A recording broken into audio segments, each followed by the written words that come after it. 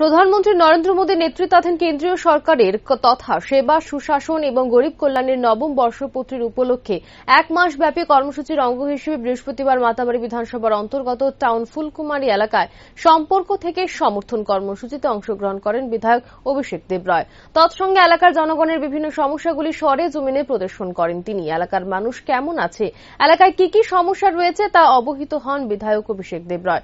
লোকজনদের কাছ থেকে বিভিন্ন সুবিধে অসুবিধাগুলি কি কি রয়েছে তা দ্রুত সমস্যার সমাধান করা হবে বলে জানিয়েছেন মাতাবাড়ি কেন্দ্রের বিধায়ক অভিষেক দেবরায়। এদিন বিধায়কের পরিদর্শনে খুশি টাউন ফুলকুমারী এলাকার স্থানীয় বাসিন্দারা।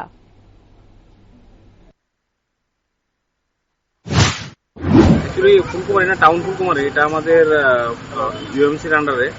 তো এখানে অনেকগুলো ড্রেনের সমস্যা আছে, রাস্তাঘাটের কিছু সমস্যা আছে, সেগুলো দেখি এমনিতে খোঁজখবর নেওয়ার জন্য। আজকে আমাদের তো সম্পর্ক থেকে সমর্থন আমাদের কার্যক্রম চলছে, তো মানুষের সাথে দেখা করা প্লাস কি কি সমস্যাগুলো আছে সেগুলোকে দেখা, তার জন্যই মূলত এসেছি। তো এসে যে সমস্যাগুলো আমরা পরিলক্ষিত করলাম সেগুলো সংশ্লিষ্ট দপ্তরের সাথে কথা বলে কীভাবে সমাধান করা যায় সেই উদ্যোগও আমরা নিচ্ছি।